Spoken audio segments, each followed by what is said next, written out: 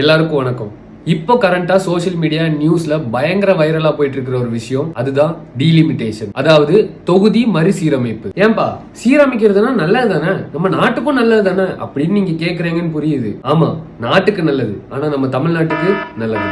ஏன்னா நம்ம ஸ்டேட்ல நாம் இருவர் நமக்கு இருவர்ன்ற சட்டத்தை ஸ்ட்ரிக்டா ஃபாலோ பண்ணி கரெக்டான ஜனத்தொகையை மெயின்டைன் பண்ணிட்டு இருக்கோம். ஆனா கல்வி அறிவுல பின்தங்கிய பல மாநிலங்கள்ல இந்த சட்டத்தை அவங்க ஃபாலோ பண்ணல. அந்த ஸ்டேட்ஸ்ல எல்லாம் ஜனத்தொகை இன்க்ரீஸ் ஆனனால எக்ஸ்ட்ரா எம்பிஸ் அவங்களுக்கு தேவைப்படுறாங்க. அங்க எம்பிஸ் இன்க்ரீஸ் பண்றதுக்காக நம்ம ஸ்டேட்ல இருந்து கிட்டத்தட்ட 8 எம்பிஸ் வரைக்கும் கம்மி பண்றதுக்கு வாய்ப்பு இருக்கு. நம்ம எம்பிஸ குறைச்சுக்கிட்டோம்னா நமக்காக பேச ஆளுங்களும் கம்மியா தான் இருப்பாங்க. நம்ம பேச்சையும் நம்ம தேவைகளையும் பெருசா மதிக்காம போறதுக்கான சூழல் கூட ஏற்படலாம். எக்ஸாம்பிளா சொல்ல போனா மணிப்பூர்ல நடந்த இன்சிடென்ட், எத்தனையோ பேர் கொல்லப்பட்டாங்க, எவ்வளவோ பிரச்சனைகள் போயிட்டு இருந்தது. ஏன் அவங்களுக்கு கரெக்டான சப்போர்ட் கிடைக்கலனா அவங்க கிட்ட போதிய எம்பிஸ் இல்லாததுனாலதான். அவங்க குரல் வெளியே கேட்கப்படவில்லை. நாளைக்கு இதே நிலைமை நம்மளுக்கும் வர வாய்ப்பு இருக்கு. சோ இந்த டீலிமிட்டேஷனுக்கு அகைன்ஸ்டா நான் என்னோட குரல் கொடுக்கிறேன்.